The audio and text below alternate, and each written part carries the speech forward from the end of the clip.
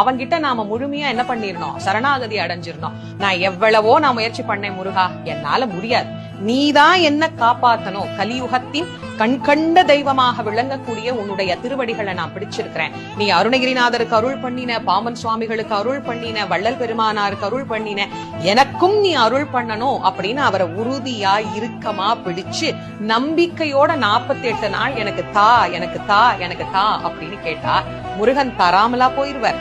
அப்ப அந்த நம்பிக்கை, அந்த உறுதி வழிபாடு என்பது இந்த 48 நாட்கள் ஒரு மண்டலம் நமக்குள்ளே பிறக்கிற போது நாம் நினைத்த காரியம் நிறைவேற்றுவதற்கு உண்டான சூழல் அங்கே தானாக உருவாகிவிடும். ஆக இது அதி அற்புதமான பலன்களை நமக்கு பெற்று தருவதற்கு நாமே தான் முயற்சி செய்யணும். நமக்கு வேணும்னா நாம தான் செஞ்சுக்கணுமே தவிர நான் கும்பிட்டேன் எனக்கு கிடைக்கல, நான் போன வருஷம் வரதா இருந்தேன், நான் இந்த வருஷம் வரதா இருந்தேன் அப்படின்னா வருஷத்துக்கு ஒரு முறை தானே கேட்கிறோம்.